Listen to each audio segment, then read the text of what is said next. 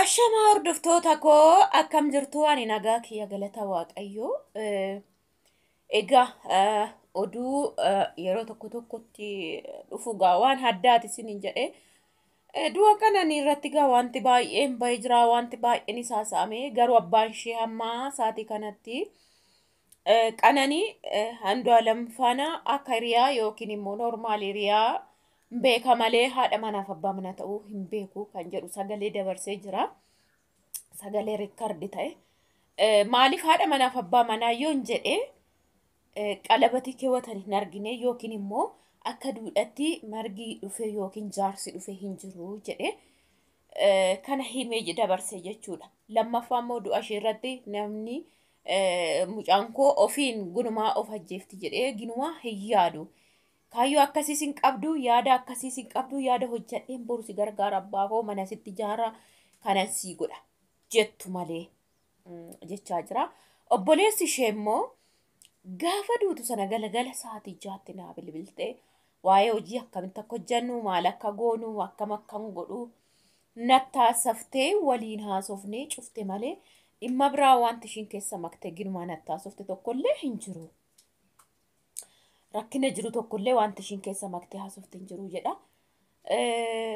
Egaa poolisiin immoo manni murtii akkatti qabatetti nama kana homaayyuu shakkii irratti hin argine jechuun nama wal jaalatee ani jaaladhee lubbuu koo dabarsuuf lubbuu ishee naa dabarsituudha mana keessatti dhimma rakkina wanna tokkollee hin qabnu jedhee kanaaf nuti erga akkas ta'anii mana tokkotti galanii haadhaaf abbaa manaaf haadha manaa ta'anii erga dhimma humaayyuu waliin wal miidhuuf irraa walirraa hin qabne jiraate murtoonni kenninuu hin jiru jechuun namni kun kana jenneetti murteessuu hin dandeenyu isa jedhu baasee manni seeraasii jechuun manni murtiisi. Egaa dabalata informationii jijjiru kana wanti fudhatee haasa'ee jiru waan miidiyaarra haasa'amu. Wanti mu fudhatee yookiin fakkeenya kaafatee hojjete mootummaan yookiin immoo dhimmi kana laallatu wanti dudubbata hin jiru jechuudha. Ani sammazim jedhee namni isa tajjeesse yookiin isaaf yookiin kanaaf irraa mucayyoon dhimma miiseejii waliin barreessanii waliin haasa'an suni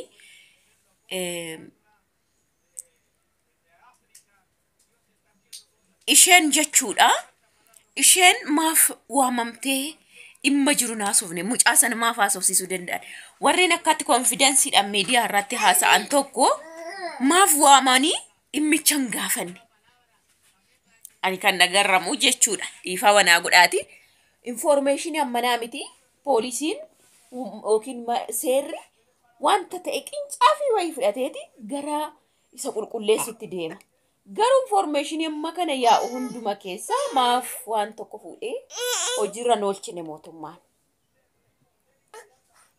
Lammaffaa immoo namnumti tokko gaa'ilatti tokko keessa jiraate yookiin mana tokko keessa jiraate akkaataa namni itti du'e sana akkaataa namni sun itti du'e wallaaluu jechuun bakka maal agarsiisaa maal fakkeenya ta'aa jira. Anamma namni nafaan agalu tokko biraa du'e otoo inni taa'uun biraa du'e. Sababan du'e hin beeku akkatan du'e hin beeku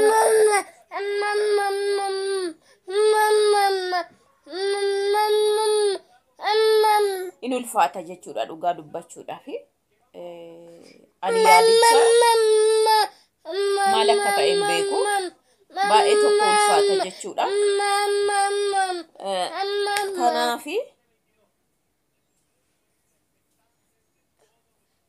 Kanaafin isiniin jedha. Egaa waaqayyoon yaada dhugaa kan baasu waaqayyoodhuma. Karaa namaa homtuu biyya keenya keessatti dhugaan otoo akkanumatti si fuulduratti du'eeyyuu fakkeenya namni tokko akkatti na duratti du'e du'e akkasitti jedhee himuu hin qaban. Hin jiru seerichi na gaafatus wante rakkoo hin qabu jechuudha biyya keenyatti. Egaa waaqayyoon humti gaarummaa isaa hojjetu malee jechuudha. Mucaan kun sa'aatii kanatti waanuma fedhee yoo ta'e yeroo hundumaa kan hin haasa'u ishii sababuun duute maatii moodudha. Sababa tarii wal lolanillee yoo jiraate tarii dhimmi aarteellee yoo jiraate tarii wanti taatee jiraate illee yoo jiraate maaf hin himneedha namichi kun. Inna kanarratti haasa'amee abbaan ishii baay'ees immoo dhiiga ishii waaqayyoon naaf haa baasu ani kanan jedhu waa'ee du'aa isheetu of ajjeese san jedhu har'allee borullee in haasa'u. Ofishiif mucaan koo ofitti murteessee of ajjeesti dhiisi wayii ofirratti murteessiti jedhe arginumaa hin yaadu mucaa koo jedha. Egaa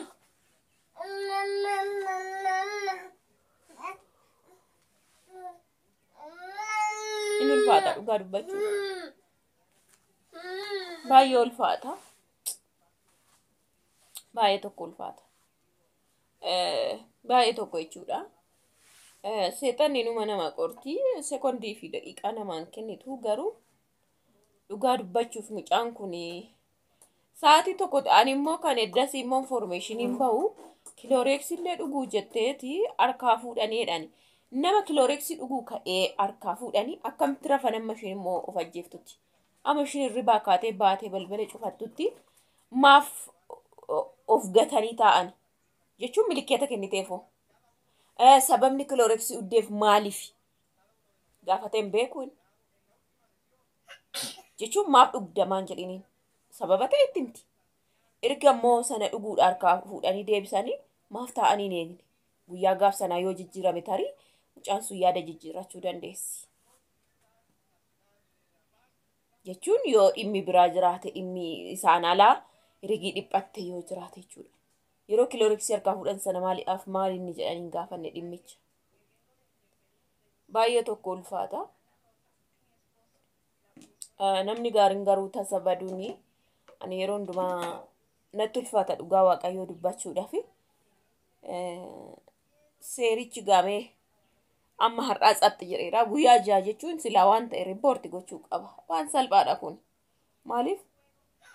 Yoo akkuma kana caaluu sana fakkaatee yoo hafe jedhaa malee nama biraatti namni inni akkanatti du'u amma isheen amma fidanii honnee isaa kana looge laphee isaa kana laalanii qassanii iddoo kana ishee bukkeedhaan isaa rukutanii ajjeessanii achi siqamee wanti ta'e wanta baay'een ta'e ishiin nama hin beeku maan argine bifa isaa maan beeku jette garuu biraatti du'e. Kunis immoo abbaa manaa ta'ee bira jira wajjin jiraataa jira. Egaa namni biraa dhufee ittisuu hin danda'u. Otoo uffanniif ta'e baay'een ulfaataa beebar wantichi. Ilaama fakkeenya algarraa turuuf jettee balbala yoo cufatte maaf hin iyyin maal goota jedhanii.